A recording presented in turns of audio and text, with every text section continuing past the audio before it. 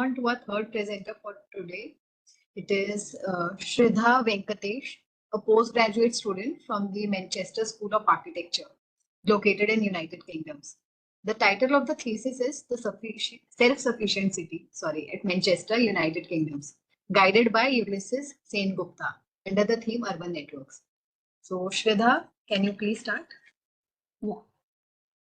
Yeah, all the best. I'll just share my screen.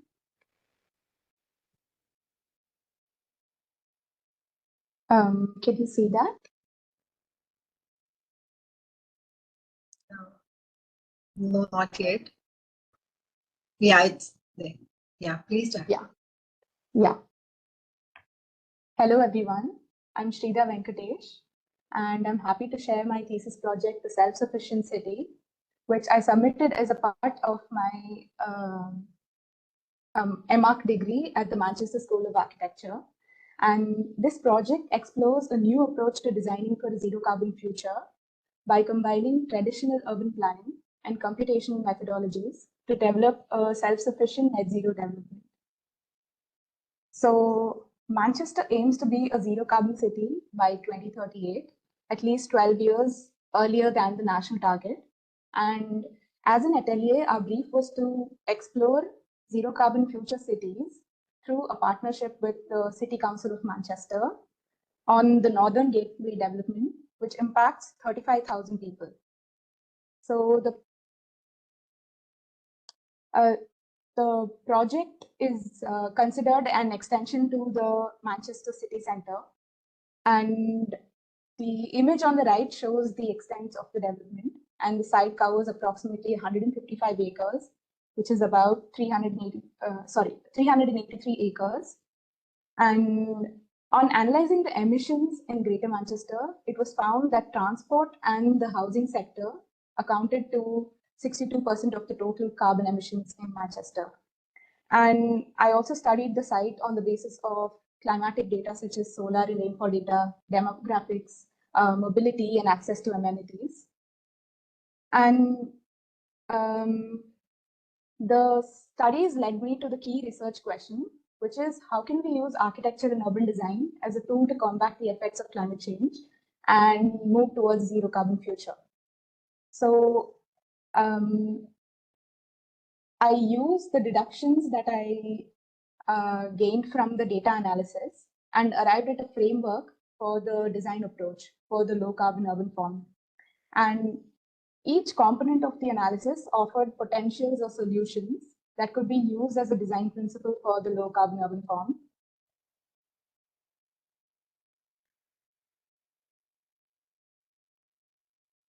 And so, supported by the design principles of the low carbon urban form, I'm proposing a self-sufficient city concept that can be implemented in the Northern Gateway. The self-sufficient city is comprised of various strategies, and it can be implemented all the way from the urban level down to the block level. And the development features a variety of connected neighborhoods, walkable urban blocks, and it's designed for daylight, and it has the opportunity for renewable energy generation and rainwater harvesting, and there's also a potential for modular construction. And the goal of the proposal is to prioritize and focus on active travel and an accessibility-based approach in the urban level, and designing a low-carbon, renewably sourced energy in the block scale. And this image shows the vision for the self-sufficient city to understand the application of the concept in the proposed development. And the urban development can feature a compact mix of super blocks while focusing on distribution of amenities, where the residents in the development have access to everyday amenities.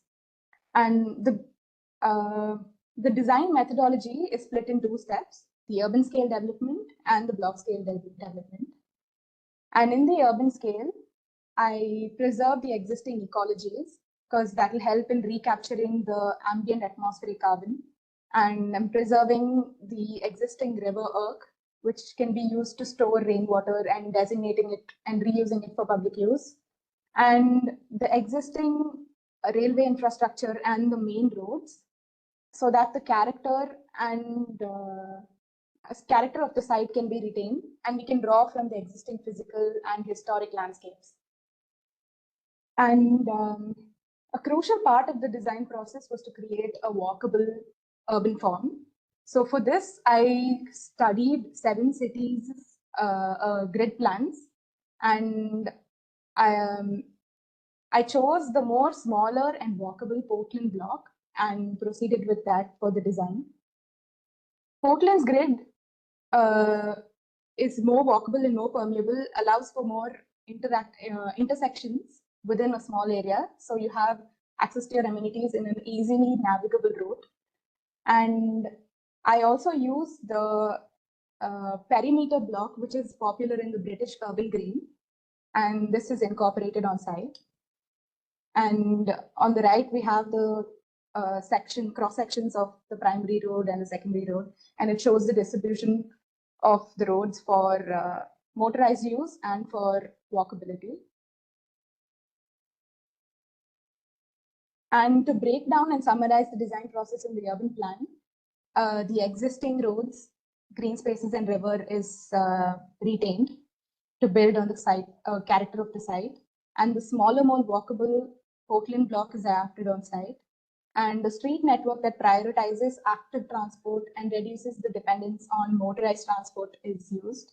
A super block strategy is applied, and there's a clear hierarchy of urban form within the development. And a 15-minute city approach is combined with 5-minute neighborhoods to improve accessibility. So the result is a walkable, pedestrian-friendly, and a highly accessible urban development. In the design of the block scale, a key requirement was to optimize the building form for low carbon urban form. The selection of the building block tries to balance 4 parameters. So I try to maximize the floor area, I try to maximize the solar potential, I try to maximize the minimize the overshadowing and maximize the access to daylight. And here I use the computational methodology, which compares all of these 4 parameters simultaneously. And I choose the form that minimizes overshadowing while maximizing all the other parameters. And I use the computational tool that produces 25 design iterations for this analysis. And the block that performed the best was chosen and proceeded to design the urban block. And so this is how I envisioned the urban block to be.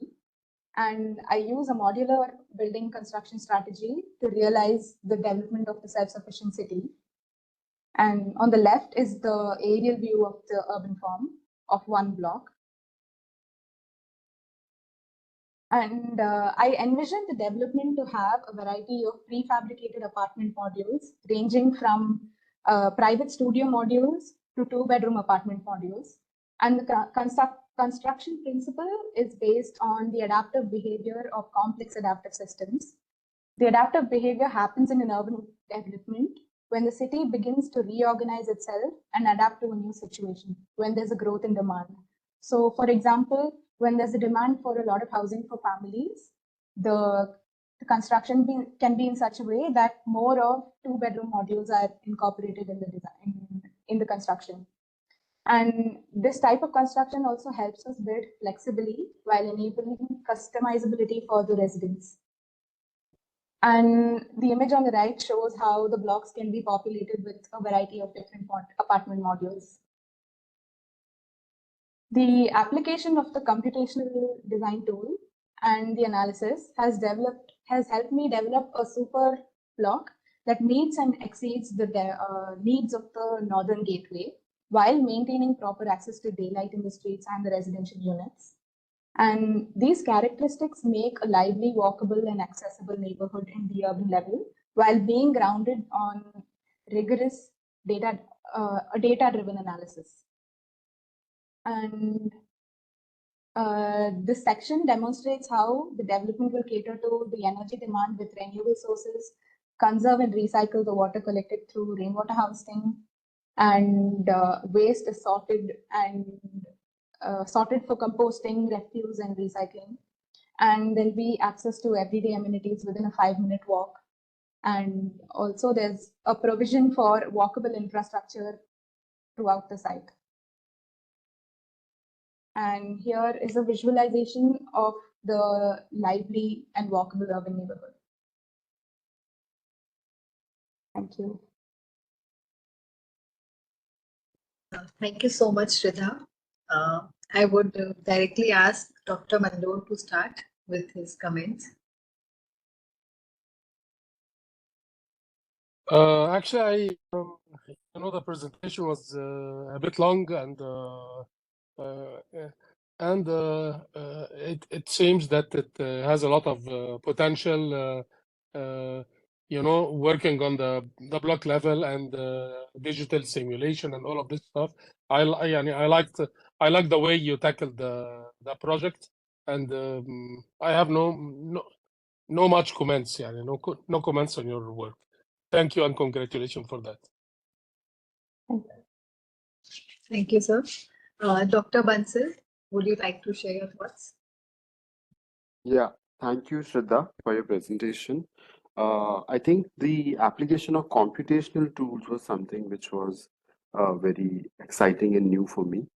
And I think as a whole, you have done quite a justice to the project. So when we say self-sufficiency, we see a lot of researchers or students working on one or the two aspects of it.